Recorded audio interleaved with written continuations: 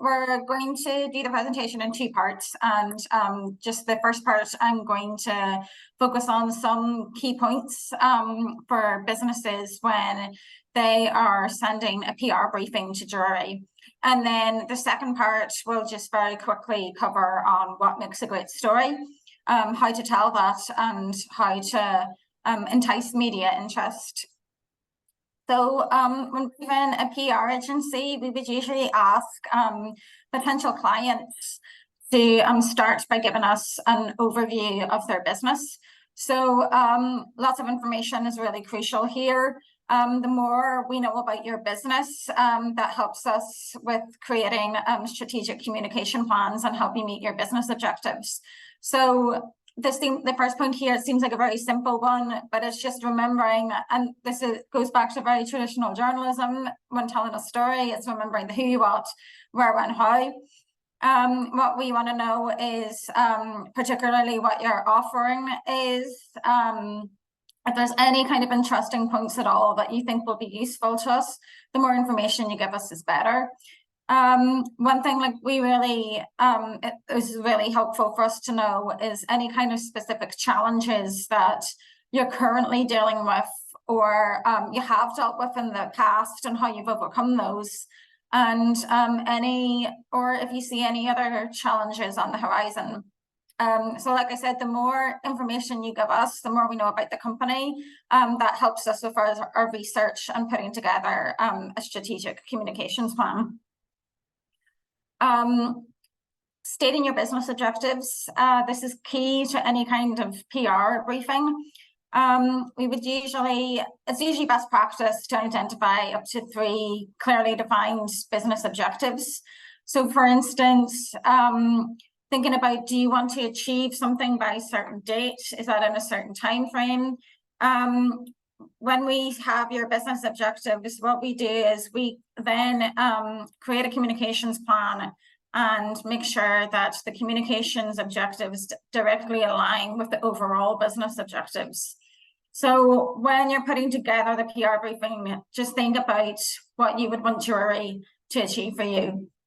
So examples of objectives include, say, if you are a new or established brand, would be to position yourself as a leading Irish product. If you're already well established, maybe you're launching a new product, and that could be an objective. And another more general one could be just to create more brand awareness with consumers in the media or with your online presence. Having a clearly defined audience is crucial for any kind of PR briefing. So what we would ask from clients is to think about who your audience is, like what your target audience, what age group are they, where are they located, because your consumer businesses, think about what do they consume. And another good thing to kind of keep on top of is to think about what do consumers want. So staying on top of consumer trends is really important, and because that's really helps with any communication plans. Where do they gather, for instance? Some of them might be mostly on Instagram. Say if your target audience is, for example, like 25 to 45 female, then they would most likely would be located on Instagram as a social media platform. Whereas a younger generation, such as Gen Z, they would more likely be on TikTok. Setting clear targets. So this really helps us with measurement, which is key in our process. So we'd ask you to identify your KPIs. This is really crucial for helping with measurement. Setting clear expectations, and again, going back to thinking about what you want the PR firm or Drury to do for you. Having very clear timelines would help us with keeping deadlines and tracks. So again, going back to those objectives, is there something you want to achieve by a certain date? You would have a timeline in place of that. and then we can set deadlines and make sure that we're meeting any kind of deadlines with the media, meeting any deadlines for getting content over the line. And another one is back to that kind of time frame. Do you want to achieve this over a 3-month period? It could be 6 months, or it could be 12 months. And budget is really important to keep in mind. And just factoring in, because your food and drink businesses, a big part of that budget could be going towards photography and video. So having like up-to-date, like really stunning visuals of your product and your brand, that's really important for when we're trying to get media interest, and specifically it's very important for your socials. So just like going back to outlining your objectives and thinking about your audience and your KPIs and setting clear targets. With Drury, what we have is our full circle approach. So our full circle approach helps us create more strategic and consistent communications for clients. So we would start by like having your business objectives, as I said before, that helps us create really clear communications objectives for achieving your goals. Our insight and intelligence, what we would usually do is we would have social listening tools to track any kind of mentions online, to track media coverage, for instance. And just for audience, we would do a lot of research. So knowing who your audience is really important, but we would also do research into that. And that's into your consumer audience, but also identifying stakeholders, media targets, what kind of audience you want there. And for the messaging, once we have the communications objectives outlined, we'd be focusing on what is the key messaging that you want to communicate to that audience. What are the key messages that you want to communicate to the media? What are the key messages that you want to put out on your social media channels that are going to help you reach your consumers and connect them with your brand and your products? Content, and I'll go into this when I talk about how to tell a great story.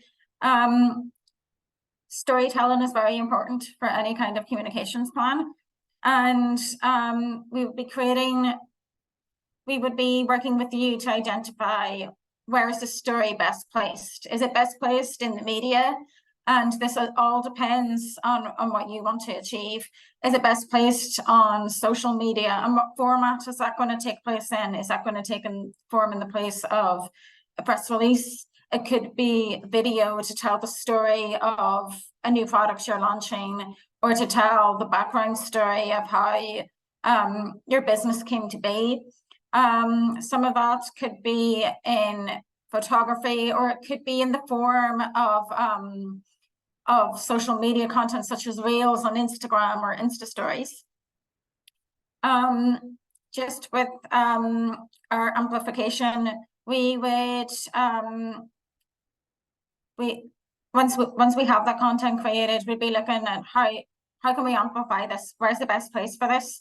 So as well as like traditional media, we'd be saying have everything on social media, like take ownership of your own brand. And it's usually when we work with clients, and if it's getting earned media, they would usually share that on their own social media as well. So it's amplifying any kind of story you have, any kind of media you achieve. And in terms of reputation, influence, and impact, having like protecting the brand's reputation and developing good relationships is key to this. And these relationships could be with stakeholders. So as I said, we would do a lot of stakeholder mapping. Developing good relationships with the media is very important for achieving results. So for instance, if a certain journalist covers your business in the past, then it's best to keep in contact, and not on an ongoing basis, but keeping them in mind, because they might just be interested in covering your business again. And measurement, this is the final step in the circle, but measurement is built in overall, where we would constantly and consistently measure any kind of communications plans we do for clients. So we would monitor and provide monthly reports on your socials. We would provide, it could be monthly, it could be quarterly reports of media coverage. And that would cover reach and engagement and listenership for radio. So these figures would cover like print and circulation, online and reach. And just that measurement helps us throughout the campaign. Having that ongoing constantly helps us tweak and refine and analyze what's working, what is serving the client, what is helping us reach our goals, or what might not be working. So that is our full circle process. And this next part, I will focus on how to tell a great story. So as I said before, storytelling is key to any kind of communications campaign, and humans are at the heart of that story. So I have a point here, and it's from a journalist I used to work with, and this was included in a Sunday Times style guide from the very early 90s. And this is so simple. The key to telling any good story is to imagine that you're meeting a friend down the pub or the cafe, and you want to tell them a fascinating but complex story, but you first must summarize that in a sentence. So the result of this would be a very clear and direct story that's designed to hook the listener in, and this forms the basis of a good introduction. So with any kind of story you tell, you have to be able to summarize that in a sentence or two. Anything can be broken down into more digestible information, but the whole point of this is designed to hook the listener in, to hook the reader in. Keeping your story updated to have it media ready. What I mean by this is, so journalists would be very interested in speaking with owners of the business, and they want to know your background. They want to know what inspired you to set up your business, what inspired you to maybe rebrand or launch a new product. So that's why I'd advise keeping that personal story in mind, constantly thinking about that and updating it with new achievements, new challenges, so that you have it media ready. So for instance, we would work with Love Irish Food around Bloom. And when we are engaging with media, we would promote some Love Irish Food member brands who might be present at the marquee at the Bloom Festival. And usually we find that journalists who want to cover Love Irish Food, they are very, very interested in the stories behind the businesses, not just talking about a new product ban. They want to know your values. They want to know any sustainability initiatives, anything interesting that gives a bit of background detail to how you got to where you are today. So key tips that we would suggest keeping in mind for your personal story is thinking about what inspired you to set up your business in the first place. If you are a more established business, keep in mind, you know, what inspired you to rebrand or launch a new product. What about your background? How did you get to where you are today? What led you to join this business? What kind of challenges have you met along the way? How did you overcome these? Achievements, always keep those in mind. Journalists want to hear about, you know, a particular kind of award you might have received. And finally, like, what's the next big step? What does the future look like for your business?